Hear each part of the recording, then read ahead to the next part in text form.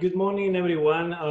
One more time, good morning to Jelani from Eugene. Hola, Jelani. And to Yeah. Alaya from Calgary, right? Yeah. Hola. Well, here from Richmond. And today's conversation, we wanted to go about Black players and the importance and how they are evaluated at times when it comes to them occupying positions in the center channel. Uh, my idea for this topic starts from the understanding that usually coaches and teams have the more important place on the center channels. And at times it might be that some players kind of get stuck into wings positions. And we want to talk if some of these have to do with racial stereotypes, with athleticism.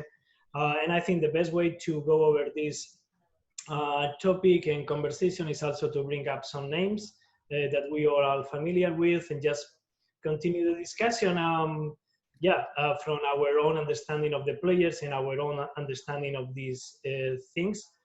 So I think I'm gonna give you the start just generally about how you feel about this kind of premise, and if you have thought about this and where you are at this point, and then we can go with some names. Jelani, you wanna go first? Yeah, sure. I think first of all, it's, definitely an important stereotype to kind of break down. And as you mentioned, in football, often you'll have the coaches intend to put the most important players in the middle. And when we talk about those players not being Black players, the logic there is, I guess, that there's a stereotype around Black players not being the most important or not being the most controlling of the game. Mm-hmm.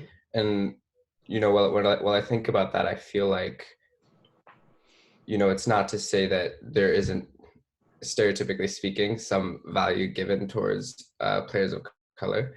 But, like you had alluded to, often it's, oh, they're incredibly athletic, or, oh, they're super fast, or, oh, they're super powerful players, you hear those kinds of words, versus, oh, super high IQ, or super intelligent, or reading the game, or controlling the game, things like that. Mm-hmm. And so I think often, like you had mentioned, you'll see players being thrown out on the wing or in outside back positions where they can, run up and down the pitch, sprint pass players, things like that, as opposed to some of those more controlling games, which we would associate with words like intelligent, things like that. Mm-hmm. So I think it's really important to kind of break that down.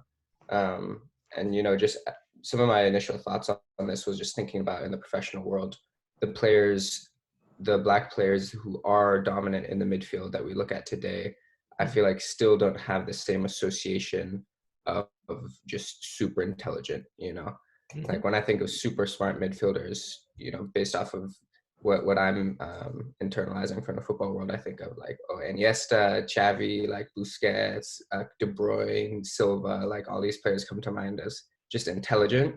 Mm-hmm. And, maybe it's indicative that those players are all white players. But yeah, I think, it's not to say there aren't a ton of fantastic Black midfielders. For me, a couple came to mind. Yaya Toure, Keita, Wijnaldum, Tweedy, Paul Pogba, of course, Kante, a bunch of super fantastic players. Although I feel like they're not often given the credit of having that intelligence and just controlling the midfield. So those are some of my preliminary thoughts on it, but I'm curious what you guys think as well. Mm-hmm. Yeah, thank you, Alani. Yeah, definitely. You wanna you wanna start, Laya, and continue with Jelani's point, or just giving your preliminary ideas about this?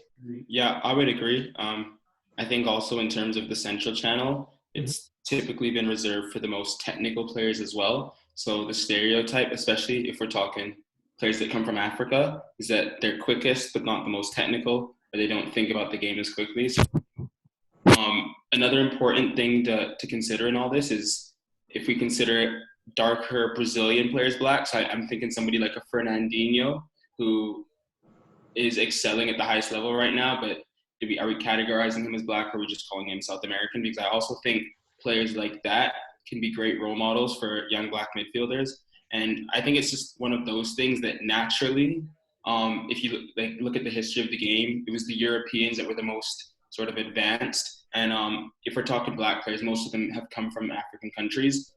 They were considered more rough and not as advanced technically and things like that. So I think that has just been, and I have to give credit. I think it's changing today. It can still do a bit more, but I think it's just one of those things where if we can now sort of take away that tag where we only look at them for their physical attributes, or we only say that they're dominant physically because of the genetical makeup that they have, I think that's important. And now we just take players for who they are. So rather than look at them as a whole and put them into a group, if I look at Paul Pogba, I don't have to say Paul Pogba, the Black French athletic midfielder. I just say Paul Pogba. What is he good at? Fantastic skills, good range of pass. And I think it's important that we now start to judge players. And I don't want to say it's like it's not been happening. I think it has been. But I think it's important just to look at players for their qualities as opposed to their background. Yeah, absolutely. And I think, so you mentioned, and definitely when one starts thinking in these terms, what happens with some players from Brazil? You mentioned Fernandinho, so definitely also another category that might be have to be bring in there is nationality as well, because it makes a difference. In Brazil, probably also kind of sums up some of this discussion when it comes, and probably we could go to even to Pelé, like what kind of player was he? Mm-hmm. And it's always a discussion between players from Rio de Janeiro, players from Sao Paulo, and what it means being from one area and from another area. So nationality is in there, the history of the game, and of course, like in all these kind of discussions, you should always go back to the history of the game. And I do think that, as Elias says, we have to take the players, as individuals. I don't know still to what extent that is a reality, and because it is true also that if you try to put in their names, and a space in the midfield is still not so often, populated by Black players, and then I wonder if some of this have to do, of course, with who is the one or who are the ones creating these narratives. You said, I'm not going to think of Paul Pogba as the French, African-American, but the ones telling the game often on TV are still doing those kind of things and kind of, marking and printing the players in that way. Mm-hmm. As a coach, it is what you just said, right? What is the thing that this player can give to us? But the general public and these kind of things is still kind of prevalent, I would say. That's my initial thought when it comes to some of those players. Yalani, mm-hmm.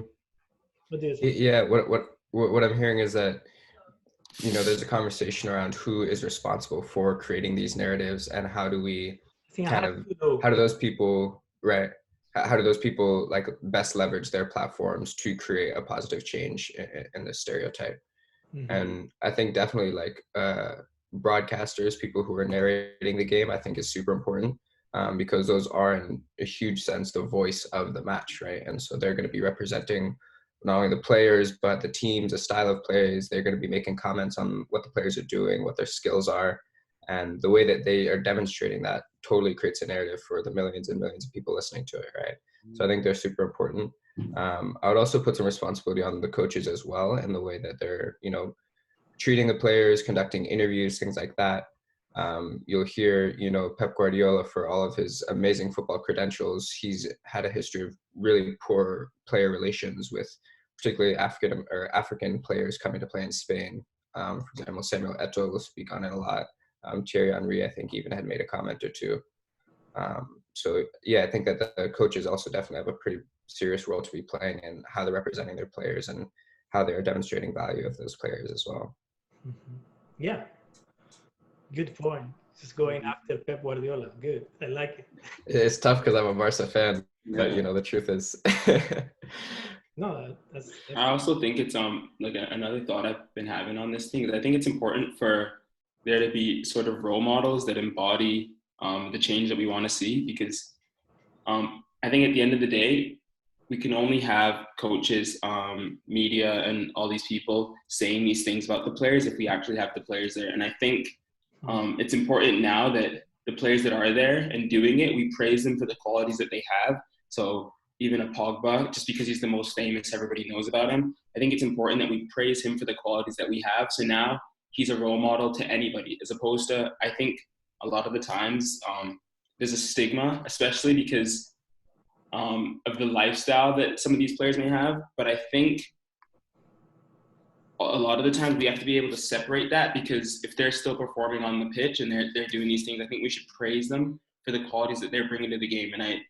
And then that's where I would say then more players just need to embody those characteristics that we want to see, because I think we have the players there and we just need to recognize them. Because I even look at somebody like Naby Keita, who's come and gone into Liverpool, and now I really like him because before the move, they were saying that he brings some creativity to Liverpool's midfield.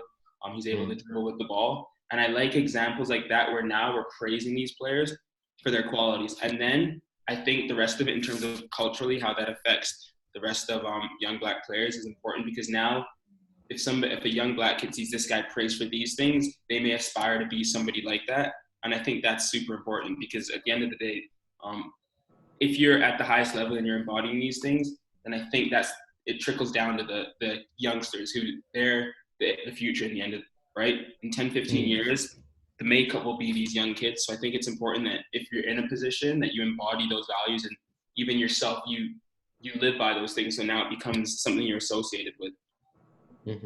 Absolutely, yeah. You want to go, Jelani? No, I just think that's a really good point. Absolutely. Like, yeah, it's role models, and I don't know if Elias' argument is trying to be part of building up something. It's still not clear how to get there. I think probably because culturally the soccer world is still dominated not by black players, black coaches, more people in the biggest stages and in the administration as well. But when you were saying that, I was thinking on the NBA, for example. Like the NBA up to the 80s or so, it was a league where it was, finally black players, of course, were able to play, like in the 50s and 60s, and it was majority black players, because we think, and there is kind of the opposite stigma with white players, white can't play, right? But it was a league that has the stigma, it's just full of drugs. These guys don't do anything correct. They are all the time just breaking norms and all this. And then it comes the late 80s, and with Jordan, with Bird and Magic, it's start just a completely change of narrative around the league. And those two guys become role models, and those two guys are praised, and the league completely changed. And everyone is start to look at the NBA as a place where, you have these huge, great athletes, but they are huge, great models. And they need a Bird as the white guy to get everyone involved as well. So why don't, so what I'm trying to say is that it is feasible to create other narratives where other kind of players are involved in this main narrative about role models with soccer as well. I do think it's feasible. But I still don't see that happening. And I still see more Pogba's or Balotelli completely thrown to the window every time they make some kind of mistake, to the point that are not even appealing for me. Like, I am a crazy guy about soccer. I look millions of games, and I kind of at times get also tired by, I don't know if I want to watch that team or that game where he is the main guy, because he has been, I think, he has been put so much pressure on him, like with Balotelli, that he's not anymore playing the game, which is, I think, what Eli is trying to say is that is the first thing, allow them to play the game. He's not even more playing the game, he's also reacting to all the thing that is around him. It might be an extreme, but I think that is probably one of the reasons why we don't have more role models, as Eli is praising. And still everyone is talking, and we love Iniesta and we love other guys, right? But we still don't know maybe how to, or at least myself, how to integrate a person like Pogba, or even how to put into the soccer world again a talent like Balotelli. Yeah, I don't know. The example of NBA and how to make things through time change is one way for me to kind of understand, hopefully, where those role models can be or can come from. I don't know. Maybe I am going too far. No, I think it's a good point. I think for me, you know, people make the comparison with what the NBA has done a lot. I think when they talk about race relations, in the U.S., there was a lot of conversation around when Kaepernick was kneeling when he was still in the league in the NFL, and why they weren't able to create successful change in that league. And I think a lot of it you can tally up to just the size of the league. I mean, in the NFL, you have teams of like 80 players, which are a lot harder to gather around the same mission than like 12 in the NBA, right? Yeah. And then that being said, there are less teams as well. Or I don't know if there are less teams, but you look at the total number of players across the league as well. It's a lot easier to just kind of rally the people around one thing and have a centralized focus. I think the same argument could be made for football too in Europe, or soccer in Europe or in other countries where you have much bigger teams and you have a lot more teams as well. So I imagine it's pretty difficult to rally people around the same mission and kind of, I don't know if it's unionize would be the right word, but just, you know, stand behind the same thing. I also think it's really important that I think for a lot of these Black players, they don't necessarily have to change, because I also think it's important to be praised for who you are, because then those cultural things may become normal. So if you think about, even you look at the French team, how when they celebrate, they dance a lot and maybe traditional dances, things that seem weird. I don't think they should now think, oh, we have to change to look more appealing and more intelligent, because I look at things like music and in the States and like hip hop, and how for all these young Black people just doing the music that's their own story, they've been able to be put on as cultural icons, and now they're almost praised for, and you could take this either way, but they're almost praised for being who they are. And I think in terms of sometimes with a lot of European players, we praise them for maybe being more quiet, more reserved, as if that's the ultimate ideal. But I think it's also important that, I mean, we should celebrate Black players that dance when they score, because that's them enjoying the game. They don't have to change that. That can just become, that can be seen as just a natural thing where it's not related to their intelligence or anything like that. Because at the end of the day, I know, because my family's Nigerian, a lot of that is culture. So if you go to any African country, the music, the dancing, that's how they show their love for each other. So I think things like that, we just have to be proud of those things. And if you show that that doesn't take away from anything else, your intelligence on the pitch, what you do, then I think it becomes more of a norm. And then you're not looked at as being different, because even you think of any big leader that's caused change, at first they were looked at as different, but once you inspire people by like sort of standing or by believing in what you say and the things that you do, then I think it just becomes normal. And if you're able to get results while embodying those things, then I think that's also an important thing for these Black people or any player that's at any level with any sort of platform. Yeah. Can you two help me to read Paul Pogba? Now let's go from general to concrete, or you can go with other names, but how do you read him as a player? And because I think he might be one example to read some of these conversations that we are having, and I am not an expert on him, to be honest. So if you feel comfortable with putting these kind of thoughts into one concrete player and person.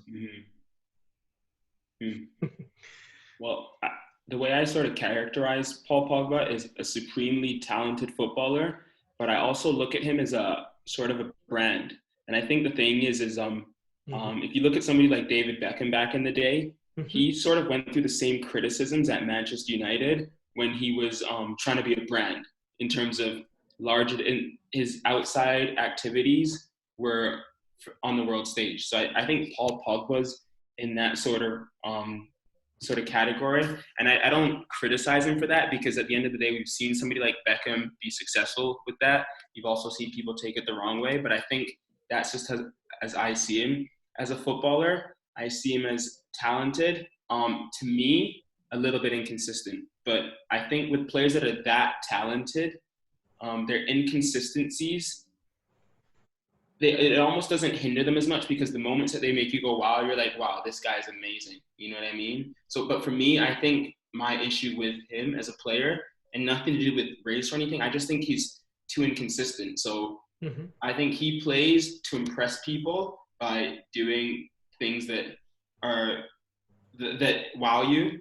But the thing is, the more you try things that wow you, the less consistent they are. So you look at someone like Tony Cruz, who does a lot of things simple very well, and he doesn't really wow a lot of players, but over time, people are like, this guy's amazing, right? They appreciate what he's done. But then I think Pogba's just different, because he plays in a different way. And you could look at someone like a Neymar, who's also like that, where they play really risk. Sometimes Neymar has horrible games because he's trying a lot of things. But I think that's just like, you accept that's who they are and what they bring. And then I think instead of telling Pogba, you have to be more like Tony Cruz. I think it's also on the player and the manager to put him in a position where he's able to, those things, he can take more risks and be the player that he can be. And those players, I think you just have to accept that they're not always the most consistent. Do you, Elijah, do you see then Pogba as a footballer more without the responsibilities of connecting backline with midfielder, more to operate on the almost final third? Or yeah, definitely. I just think, and this goes back to the stereotype thing, I think because of his physical body, I mean, he's 6'3", big, that you think naturally, and being fit and athletic, that he can cover more ground. So you automatically, if you look at him, and I think this is the bad thing, you see a box-to-box player. Yeah. But I think mentally, the way he sees the game and the way he actually plays, he's more of a risk taker. So even an Ibrahimovic, this is why I have a lot of respect for him, because he plays in a way that defies him as a person. Or when you look at him, the first image, you're thinking target man, probably strong, but then he has all this ability, and he's another one of those players, fantastically talented, but these players, they take a lot of risks. And you have to accept that with these players, if you're taking a lot of risks, first off, mentally, you have to be strong to keep taking risks, even when it's not going on. So you have to praise them for that. But that's what they come with, I think, anyway, in my opinion. So it's about putting them in a position where their risks don't hurt the team as much, and they're able to express themselves fully, which I think may lead to more consistency. But I think Pogba, in a way, has been typecasted as almost a sitting midfielder that can do a lot. But his best days at Juventus, he had he was running for him. He had Vidal there, Pirlo controlling from deep. I think the other one was Marchisio. So Marchisio and Vidal, they're engines, and naturally engines. So Vidal, that's what he does. Marchisio's the same. And Pogba had a free role to play off of people and give us those moments that we love him for. So I think that's how I see him anyway. Yeah. Yeah, I got something, but I want to mention it later because I think it's going to help me also. Jelani, you want to jump into Pogba? Yeah. I was partially in response to what you'd said, Elijah. I'm wondering if there is a. Hey, Jelani, you go. Yeah, you just muted there, Jelani. So restart after you muted yourself. Espera. Ahora, Jelani, you are back now. Okay, my audio. So just after partially, you said partially in response to me, and then you cut out. Okay, yeah. So partially in response to what you were saying, I'm wondering if there's a connection to be drawn between the same, I guess, geographic area. I don't know if it's a cultural thing or just a football tactical thing, but the same place that will praise someone for being kind of quiet but consistent, as being the same place which holds up players as like, oh, they're so humble, or they're so like quiet, they're very, I don't know if docile would be a little extreme, but you know, these types of reserved players who are just quietly like doing their work. I wonder if there's a connection to be made there around, you know, having some kind of critique on the player as a person and that overlapping with their style of play as well. But I think it is a really interesting case. One thing that I feel like there's a connection between something you had said earlier with, I think it was Naby Keita, you had said someone who's allowed to float into that final third and be more of a creative player. It had a little bit surprised me when you described him as that. I agree, but it's just, I don't feel like you hear black players being described in that role very often. as being the creator, as being the person in the last final third. And so I think that was, I fully agree with you. And I think Pogba should be and can be that player as well. But like you had said, there's a lack of consistency there. And I don't know, I wonder what would happen to his game if it was like, is that a product of where he is in the club at Manchester United? Is that a product of the coaches he's been under? If there's a certain style of play that people want him to. I mean, I don't know if Mourinho is known for hanging out in the attacking third and being creative there.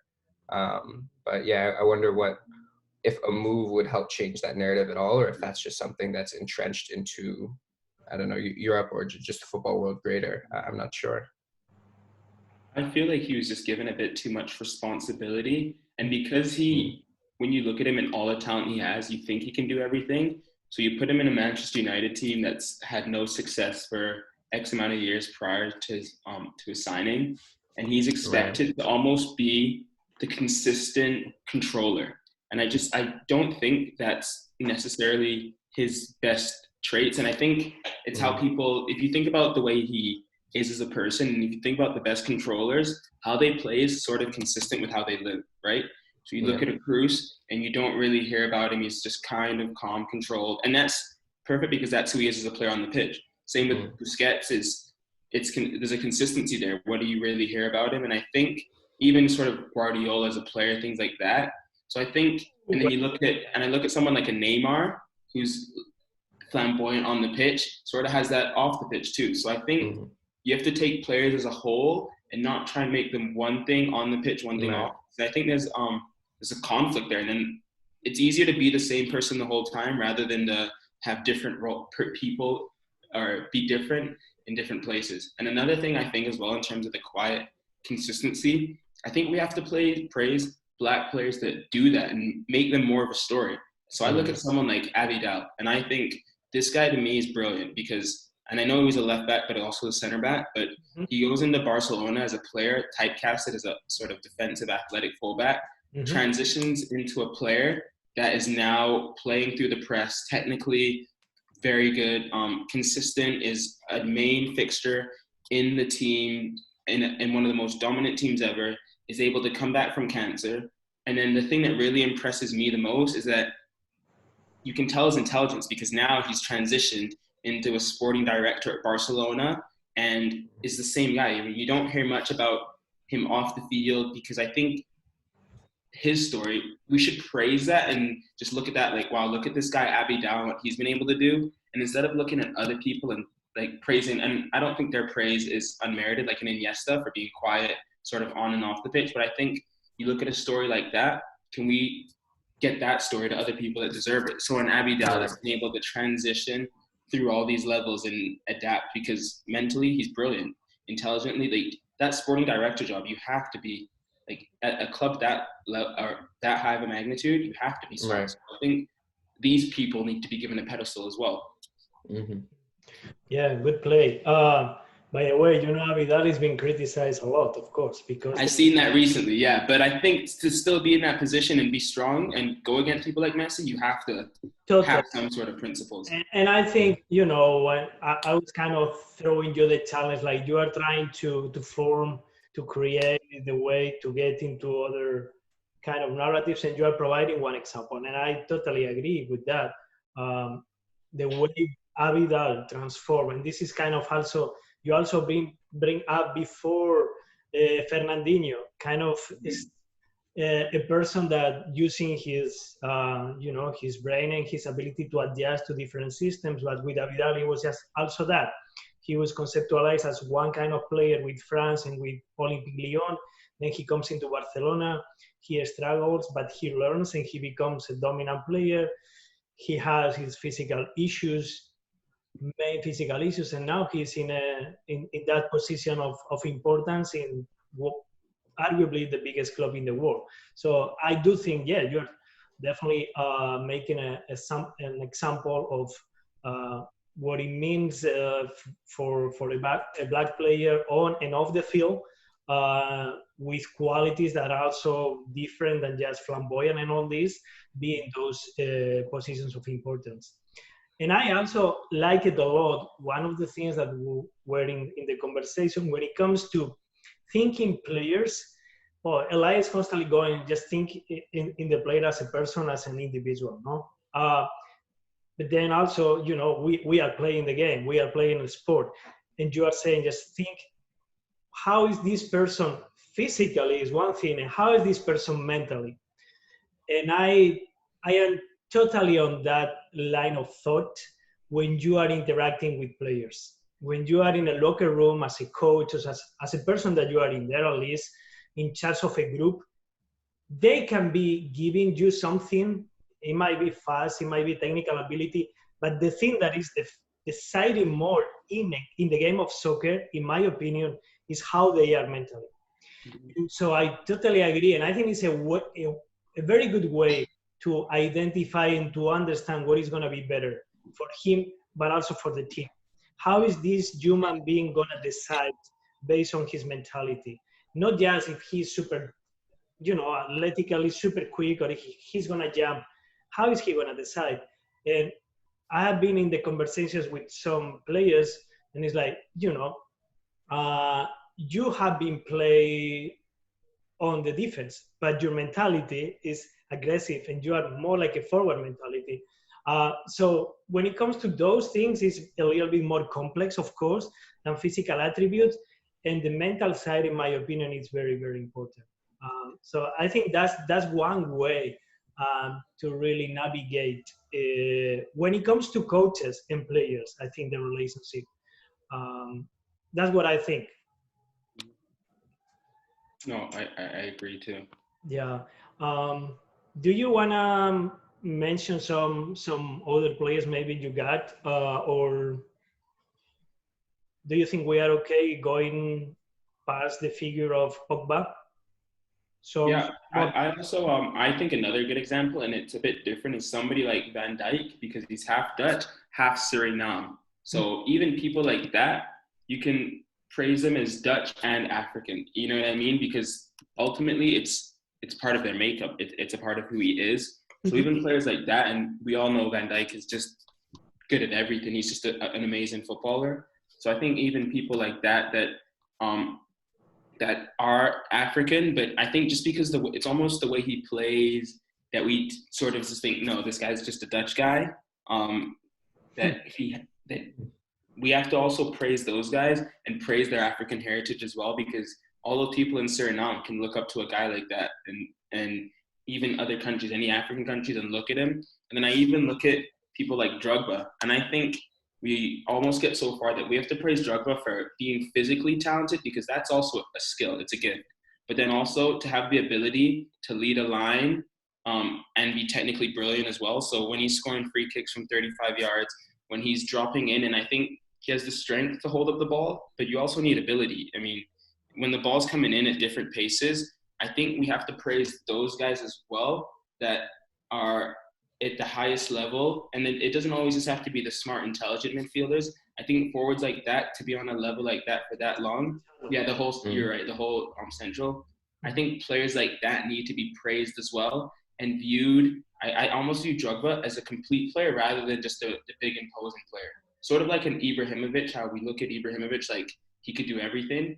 We need to look at other players like a Drogba and say, wow, this guy was amazing at everything too. Mm-hmm.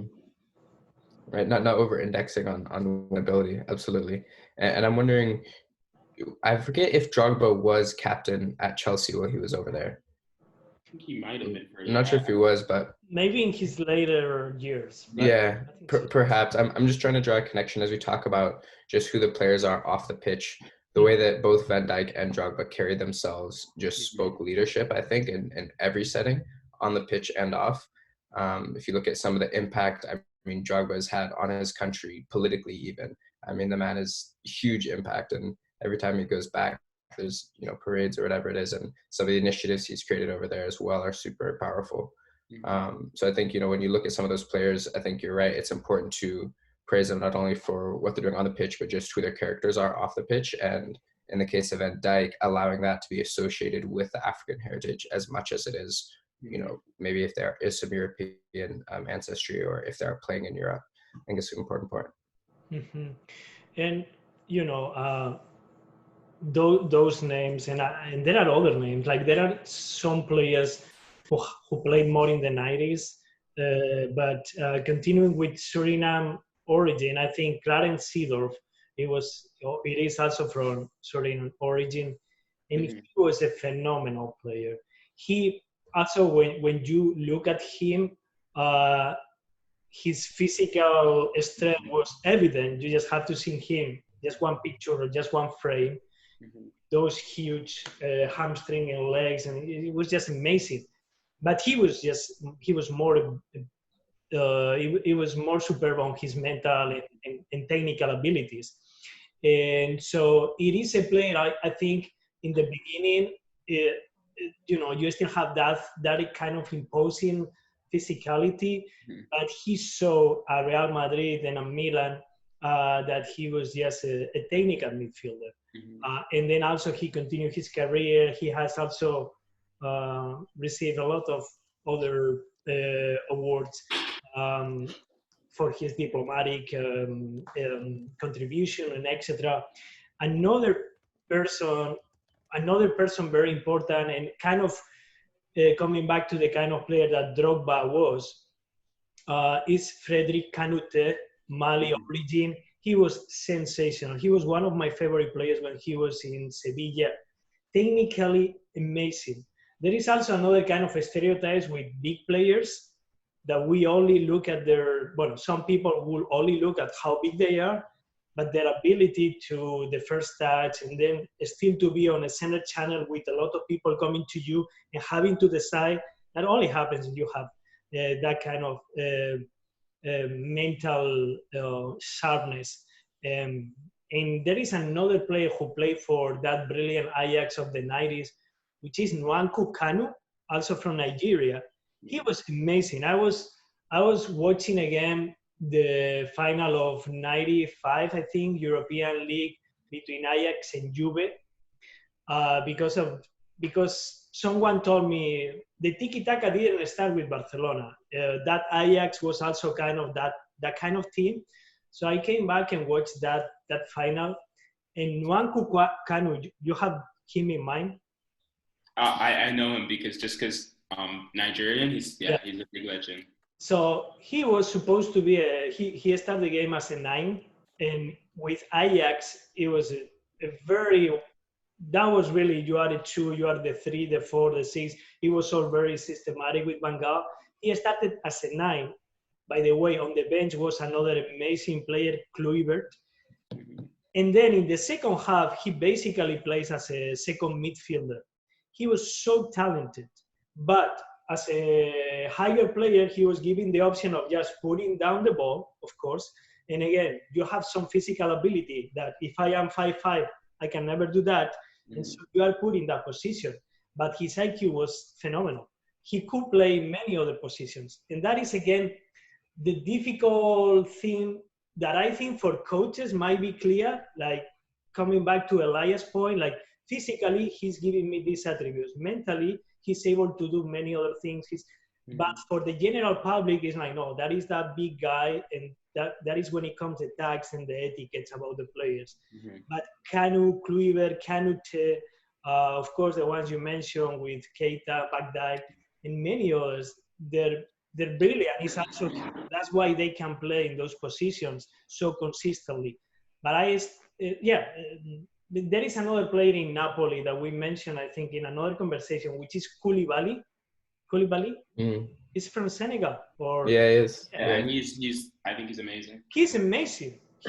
He plays with Sarri, being one of the best defenders, and I don't think he has been praised enough, for example. And it's because of his physicality, he's able to do the build-up that Sarri is asking him to do, and blah, blah, blah. So I think there are a lot of names which should be also, again, praised and focus more on those abilities.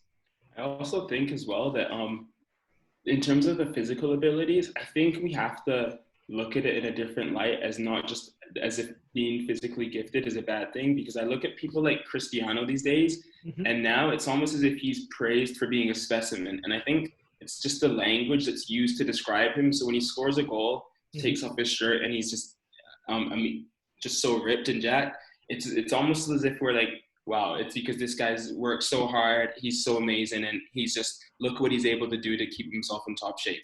But I think when we see another black player that may be equally as physically gifted, we may just say, oh, it's genetic, well, that's all they have. And I think we have to look at that in another way and just look at it as a quality. So when you get a fast player that may be black, you can be like, wow, this guy has a lot of speed and it's a quality that he has, rather than looking at it as like a detriment or a bad thing where it's, oh, yeah, he's only fast. I think we have to praise him for these qualities because, especially with the way the game is going, the physical part of the game, if you look at teams like Klopp, it's more important to be physically good as well as technically, tactically good because of how quickly teams play, I would say. And I think it's one of those things where not all teams are playing like that, but I think it's, if you have that quality, we need to look at it as a quality instead of like oh yeah, he's just big and strong, that's it. You know what I mean? Because at the end of the day, even Lewandowski, somebody like him, he's massive, but that's, we look at it with him like, oh, he works so hard for it. He's a talented footballer. I think we need to look at it with the same players like a Koulibaly. We need to look at it like, wow, this guy has amazing strength. That's a quality he has. He can always win the duels, and not as if it's just like yeah, he's just big and strong. You know what I mean? I think we have to look at the physical game and even praise that as a quality. It's not just a thing that is, you know what I mean? Yeah. Mm-hmm. And I think this is part of a different discussion. I actually think that I think it is more and more important. I mean, you cannot separate, but it's more and more important what you have in here, I think. I agree. Because, so, yes, you know, transitions and all that, but the transitions are, I don't think, you know, the demanding from coaches and the demanding from everyone at the highest level demands a lot from your mental ability and ability to adjust to a lot of things in the game, way more than before.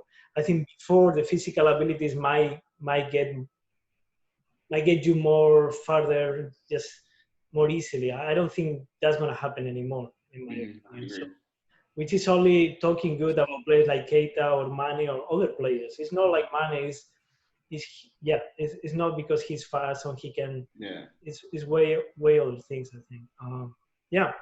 Final thoughts about this, something that we haven't commented that you want to? No, I think, you know, just kind of as a summation of some of the things I was hearing towards the end there, it sounds like, you know, as we talk about creating a new narrative or going forward in football, I'm hearing, you know, how do we, on one hand, not over-index on the physical attributes of Black African bodies in football? How do we hold people up for other things that they aren't often associated with, intelligence, skill, being able to create in the attacking third, some of these other roles, while at the same time, you know, giving honor and giving respect to those players who are able to develop their game physically and are able to build their bodies and give value to those rather than letting those be detriments. Those are some of the things I was hearing at the end, which I think, yeah, super, super important going forward. Mm-hmm. No, I would agree too. And I think it's important that we praise the players that are currently doing this and embodying these values. Let their story be told as well. So even someone like an Abidal, people like that, we praise them. And I think once these people are praised for the qualities that they have, then it inspires other people, right? Other young Black players, because at the end of the day, when the game looks different in 10, 15 years time, it's because of those 5 to 10-year-olds to 12-year-olds that are right now looking at these players and seeing a story. And that's how they become who they are, right? Yeah, absolutely. Well, I'm gonna be now unfair since I'm gonna have the last speech of this, and is that I immediately got attracted. Is not enough. Where when I first saw YouTube play, so in YouTube at your own levels, and you are still playing the center channel, making decisions for your teammates, communicating well with coaches. I think, I'm not sure about Elijah, but I'm sure he does. And you see the game, you understand the game, you are technically gifted and all that. And And for me, it's been wonderful also to have you in here and continue to have you in here. But as footballers and also as people, the more I get to know you, you are doing your little part to do that as well. You are two amazing players and two wonderful people to talk with. So I needed one moment just to say this as well. ¿De acuerdo? Thank you, Iñaki. I Yeah, appreciate thanks the so much. conversation. This was really good. Okay, so yeah, we'll have more talks, and I want to again give you my thanks for being here, and yeah, stay good, okay? Vale? Thank you. Absolutely. Take care, guys. Yeah, thanks so much. Take it easy.